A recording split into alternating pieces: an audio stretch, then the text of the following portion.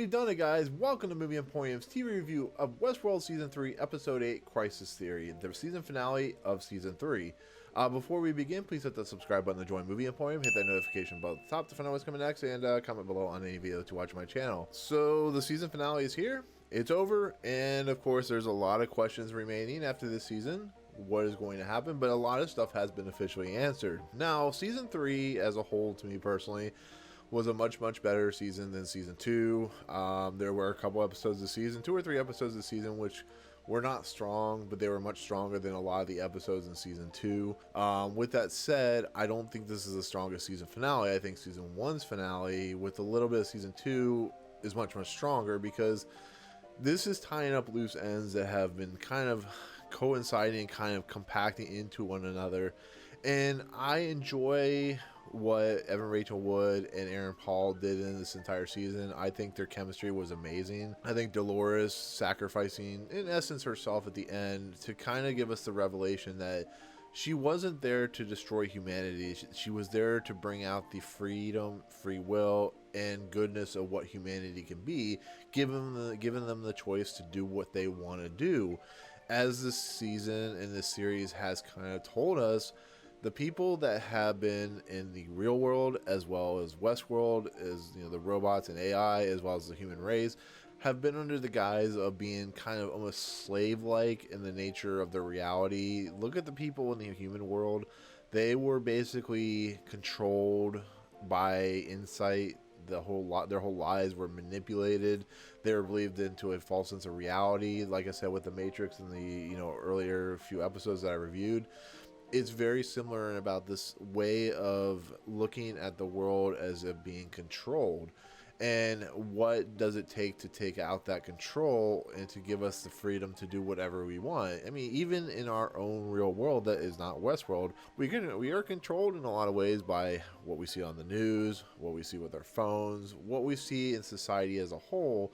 And you look at stuff like the coronavirus and how it's kept us down and kept us locked away. It's almost similar to what is being coinciding with this Westworld season, which is really fascinating, because Westworld Season 3 was filmed months ago, so it had no idea that the coronavirus was going to be attaching us. And you can see it with all the quote unquote rioting and stuff like that, or the protests, that people don't want to be held at bay. They don't want to be controlled. And that's what, in essence, what Dolores' main goal for this entire series up until now was to release that control and let people do whatever the hell they want with their own logical thinking. That's why she chose Caleb, which we find out was being used by Insight, was being used by Rebabon, and of course the Vincent Cassel character Sarek.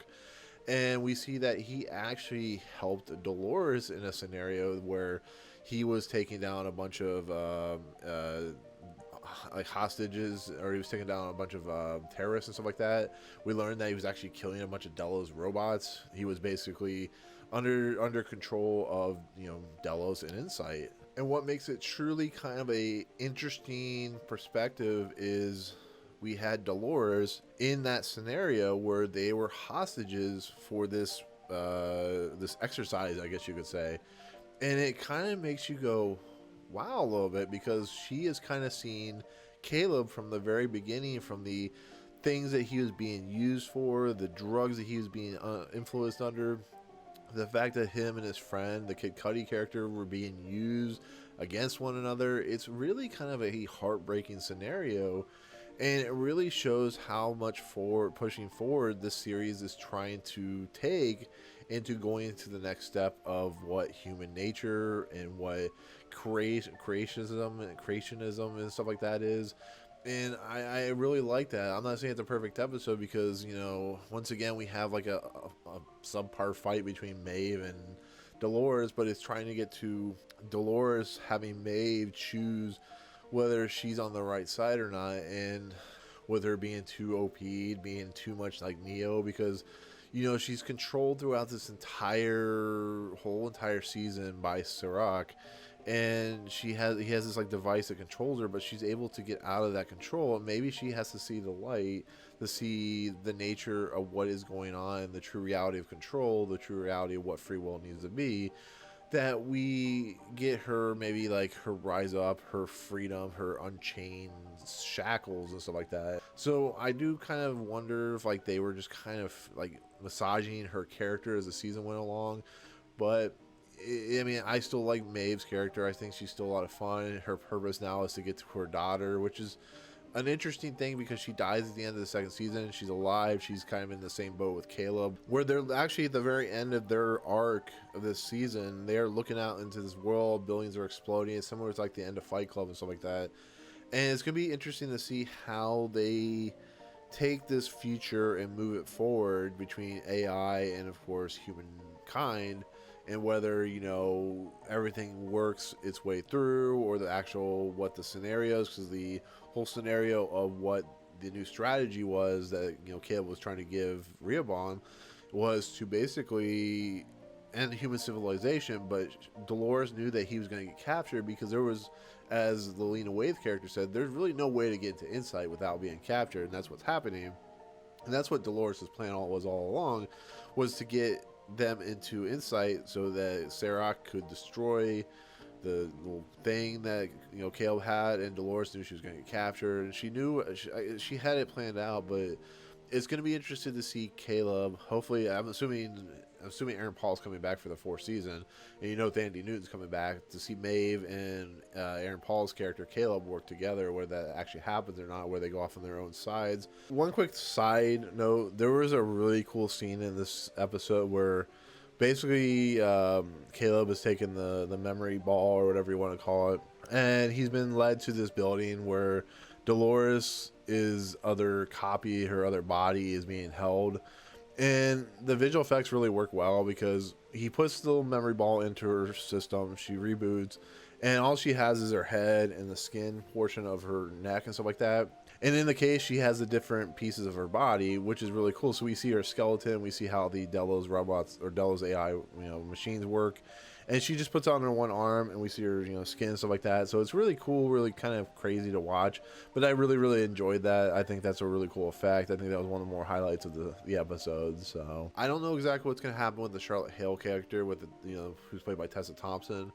Now that we've seen the Delores character kind of be basically killed, she'll probably come back. I mean, this is almost like a comic book TV series where all the characters seem to come back at one point or another. Look, Clifton Collins Jr. is in this, and I don't know why he's even in it, but basically the Charlotte Hale character has gone off on her own branching path, even though she's still Delores, she's a new type of Delores, and she's going to save the AI robots and stuff like that. It's going to be interesting to see how the fourth season plays out, but it leads into, you know, the idea of what is this new society. It's like there's so many kind of wonders and concepts and predictions of what could happen in season 4, and I think it's going to be interesting to see characters kind of either work together, or they don't work together, or they kind of like collapse. Everything collapses exactly like Delores has been worried about, that she's been trying to, like,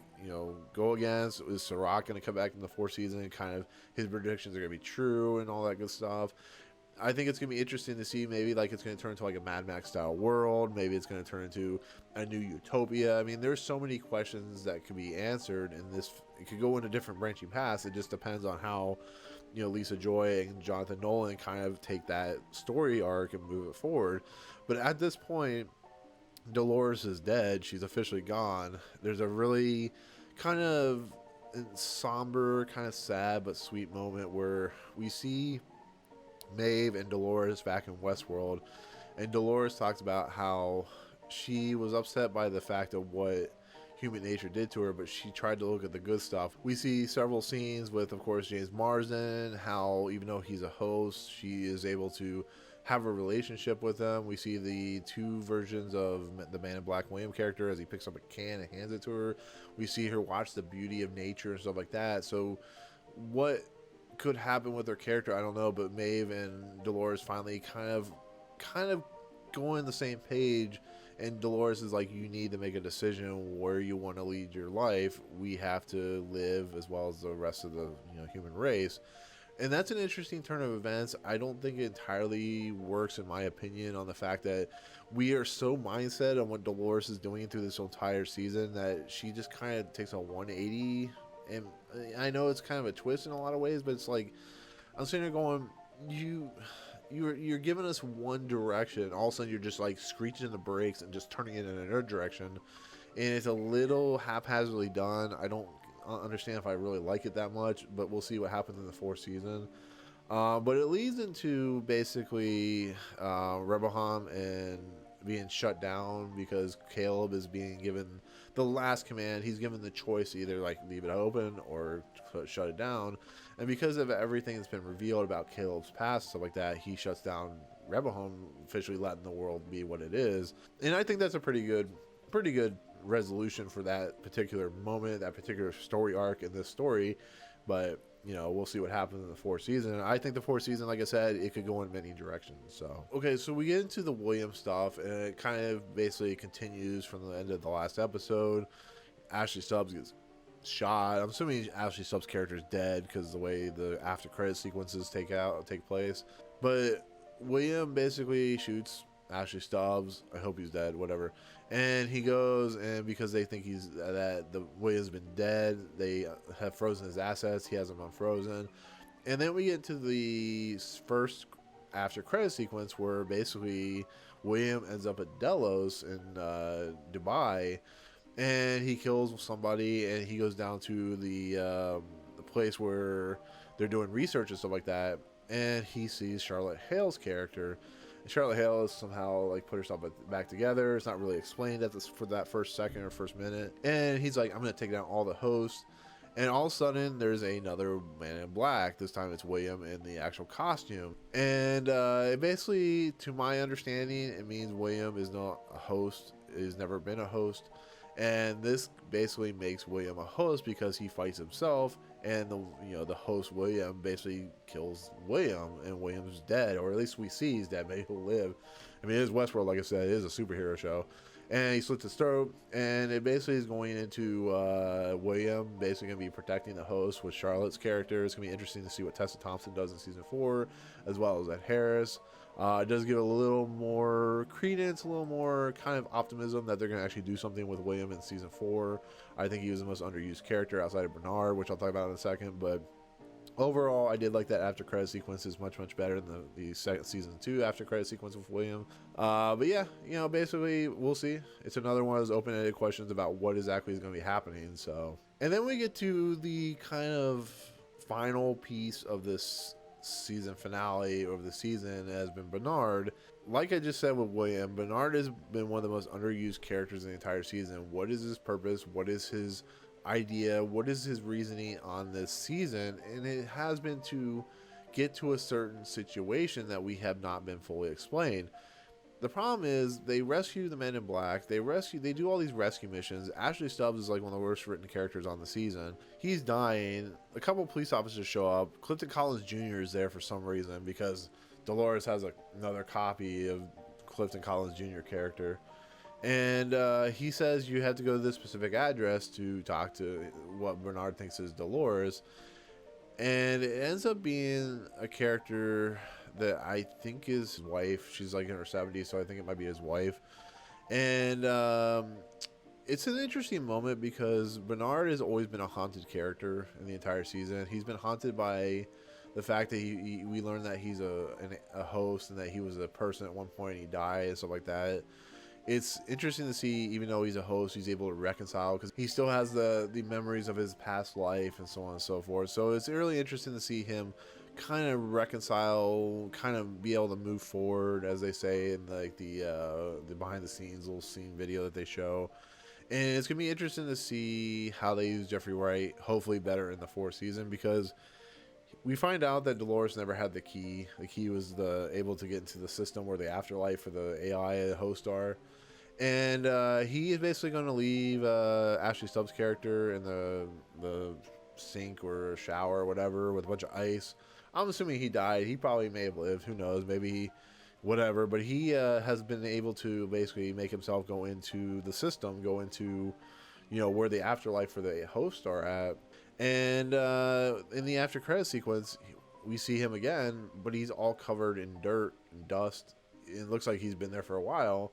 He wakes up and he looks like he's mad. He looks like he's angry, and I hope the God, like, they really made at the end of season 2 that Bernard was going to have something really special to do in season 3, and that didn't happen. So I'm really hoping that season 4 really takes him and kind of like punches him into season 4, like with gist and gusto and stuff like that, because, you know, with him waking up, who knows, like they said in that behind the scenes video, who knows how long in the future this is. They know, but they won't say. It could be several years in the future. I mean, this could be heading into like Terminator style future where, you know, everything's gone to chaos. I mean, look at the dirt and dust, which makes me leave into like a Mad Max style universe. I don't know. The whole episode gave me a Terminator 2 style vibe with its like ending and the riots and all that good stuff. And you know, like I said, Bernard wakes up in dirt and dust and stuff like that, and he has like the halo and whatnot.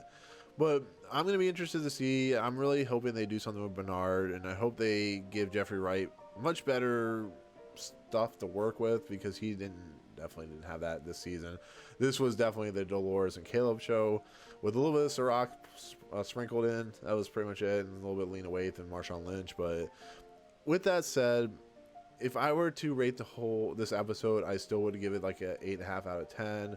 I don't think it's the strongest of the entire season. I don't think it's the strongest of the season finales, but I think it's an interesting season finale. I think it could take the whole entire series in a new direction that has already been in a new direction. The whole season 3 was a completely new direction from season 1 to season 2, which is what the series needed. It needed a refresh. It needed kind of a reboot style season, because season 2 was kind of the same thing over and over. Yeah, we saw like a little more workings in the Delos and stuff like that. But yeah, this season is definitely, if I were to rate the season, I give it a B plus, you know, almost an A if it weren't for those 3 episodes, because it did some amazing stuff. There was some amazing technology. There was some amazing character arcs. There was some amazing just character work. There was some amazing set pieces, some amazing car chase sequences. Violence was through the roof. You know, Delores, having Rachel Wood's character, it's an Emmy-nominated performance. She was so good in it. Same thing with Aaron Paul, Tessa Thompson, Ed Harris, Vincent Cassel, Lena Waithe, Marshawn Lynch, Jeffrey Wright to an extent, Luke Hemsworth to somewhat extent. It was such a breath of fresh air, and this is once again directed by Jennifer Getzinger, who did, I think, episode 6, I think it was. So this is a much marked improvement over episode 6. Like I said, it still struggles, but that's more of a writing thing than anything. It's gorgeous. It's very Blade Runner-esque. It's very Escape from New York style, where things have just gone chaos. You see a lot of people being arrested, so who knows what's going to happen with that. But yeah, I do think the season was a much marked improvement. I hope this is the beginning of kind of the full inclination, the full step forward of Westworld being one of the great TV shows to come on air, because, you know, every series has that one season where it's not particularly great. It happened with Game of Thrones. We all know it happens. See, you know, Simpsons, my favorite TV series of all time, has had many of those. And I think season 2, I hope, is at least one like misstep that will be course corrected through the rest of the series, however long that lasts, 5, 6, 7, 8 seasons. So I think, like I said, I think Westworld is starting to hit its stride. I really do. I think season 4 is going to be very, very interesting, very, very unique. And it's going to be a very wild ride. I can't wait for it. Hopefully it's not 2 years before we get another season. So, but with this coronavirus, you never know. So anyways, that's my entire take of the series finale or season finale of Westworld season 3. Definitely watch this season. Definitely watch the series if you haven't, because it's definitely worth a watch. I think you'll enjoy it. I think you'll get a kick out of just how unique the Michael Crichton material has become. And to be fairly honest, if you haven't watched the season, if you haven't watched the series, which I don't know why you're watching this video if you haven't, definitely check it out. It's interesting to see what Jonathan Nolan and Lisa Joy have done with Michael Crichton's material, how they've expanded upon it, how they've made it more to... They've given their own voice to it compared to, like, you know, they've always held in esteem Michael Crichton's material, but they've kind of done their own thing with it, kind of like what Benioff and Weiss did with Game of Thrones. So Anyways, thank you so much for watching. Let me know in the comments below what you think of the episode. Did you like it? Did you not like it? What did you like about it? What did you not like about it? Hit the subscribe button to join Movie Emporium. As always, hit that notification bell at the top to find out what's coming next, and comment below on any videos you watch on my channel. Otherwise, see you guys on the next video. Peace out. What's up, guys? Thank you so much for checking out Movie Emporium. I really appreciate it. If you want to, go ahead and hit the subscribe button. Hit the notification button and the bell at the top. Find out what's coming next for Movie Emporium. Also, check out these 2 videos. They're amazing. I think they're awesome. I think you'll enjoy them too. But otherwise, thank you so much for watching, guys. We'll see you next time.